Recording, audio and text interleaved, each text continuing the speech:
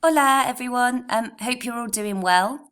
I am doing all right, and this is the latest addition to my lockdown life. This is my little puppy, Alfie. Just thought I'd share a photo because he's really cute. Anyway, hope everyone's well.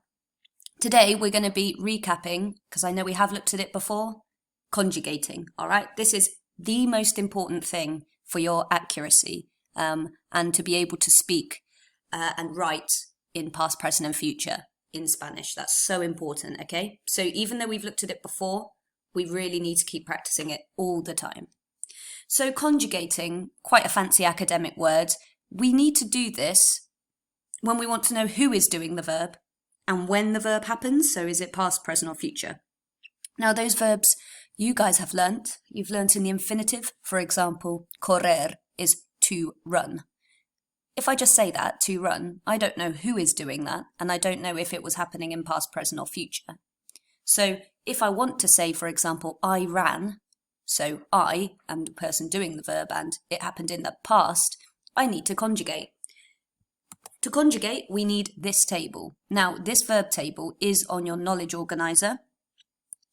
There is a copy of the knowledge organizer in Teams. However, I would fully recommend writing this out a couple of times in your book nice and neatly to practice it. And you should really be able to do that table off by heart. So keep practicing it. Look, cover, write, check. You need to know it off by heart. Pay special attention to the fact that there's accents here and here and here and here. So in the I and the he, she, it column, those accents, okay? If you need a bit of practice, just pause, write out that table nice and neatly. All right, so how do we conjugate? How do we use the table? Let's say I wanted to say I ran instead of to run.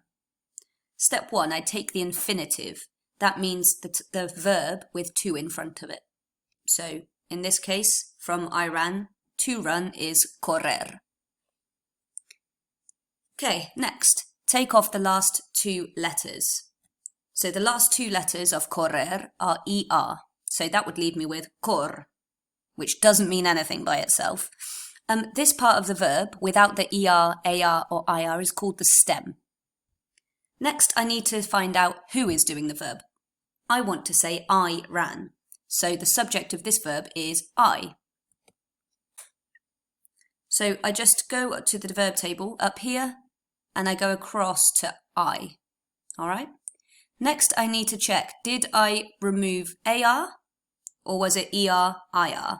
Now, let's have a look. Go back here. It was ER that I removed. So that means that I am here because it's I, and I don't look at this ending. I look at this ending because it's ER, IR that I took off.